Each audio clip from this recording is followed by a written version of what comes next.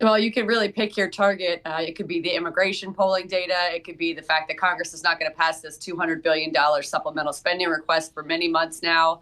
It could be the gas prices that are increasing nationwide. It could be the fact that you can't, unwind the Jones Act and expect it to offset closure of the Strait of Right. Hormuz. But the economic data sets going into a midterm election cycle are a problem that, the president created and he has to fix. There's no interplay with Congress here, so it makes sense that he Right. be the executor sort of implementing change and winding things back as it becomes completely untenable for the American public to support him going into a Right. midterm election cycle. But you go right to where I wanted to go next.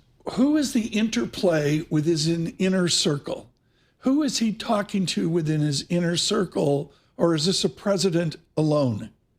I think it's got to be an expansive set on everybody from the fundraisers and the donors to the political campaigns, the down ballot Republicans, as well as his own cabinet that is continuing to see polling data come in over and over and over again saying that the American public does not support the war. You might have 94% of the MAGA base, but you've lost everybody else, including a huge majority of independents. So when you look at those data sets, it doesn't matter who enters the room, if it's your energy secretary, your transportation secretary, your secretary of defense, all those people are getting negative feedback from the Pentagon to State Department.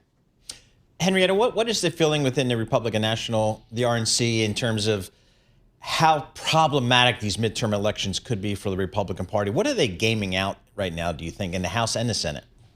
It's been really fascinating to watch just over the last couple of weeks. It used to be, pretty obvious odds, 80% or so, that the Democrats would take control of the House, especially with the slim margins that Speaker Johnson is working with.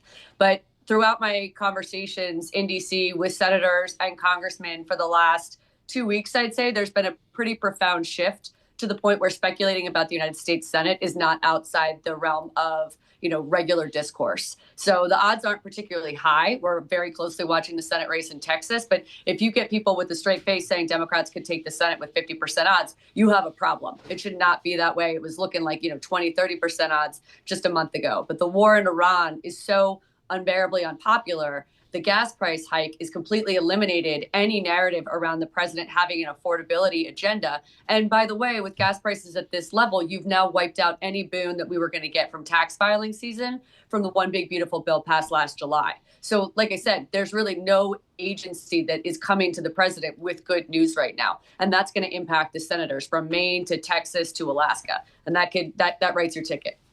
Henrietta, what is the agenda for this Congress? To be honest with you, I've lost track where they are, what they're doing, what's on their agenda. Can you reset for us kind of what we should expect from Congress over the coming months?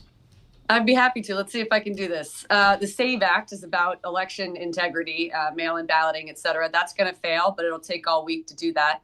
We need to fund the DHS. I've got 80% odds, especially after the accident in LaGuardia today, the third major accident that has happened under Secretary Duffy. I think there needs to be a DHS funding bill, mostly because of TSA and that connection there. So I'm at 80% odds we get that handled as early as today.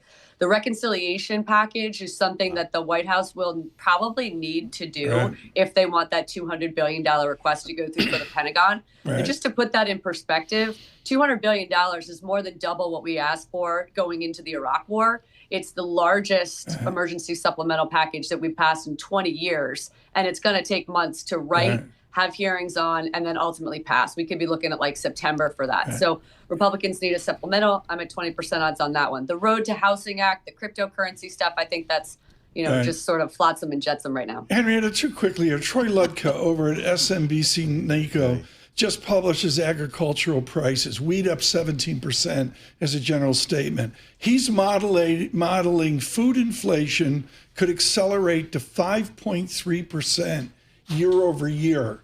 Has this president lost the farmers?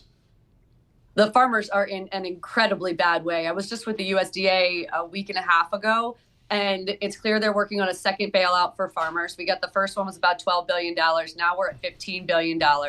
They are trying to get soy sales in from China, but that's one of the few bright spots, and we're still below where we were when the president took office. Every single thing is more expensive for them. And most of that, if it's not due to Hormuz, is because of the tariffs. And I want to say one thing about the tariffs. First of all, the president plainly knows that he doesn't have the ability to put tariffs on at his high levels anymore. And that's why those Section 122 tariffs are still on at 10%. Bessent and Greer promised us that those would be increasing to 15% about 3 weeks ago, and it hasn't happened. Why? Because they're taxes on consumers. The farmers don't want to pay them. The steel manufacturers don't want to pay them. We can't build our ships here because of the tariffs. They need to bring them down. One more thing to add, though, is in a couple weeks' time, we're going to see Ambassador Greer give the president his new authority to impose tariffs under Section 301.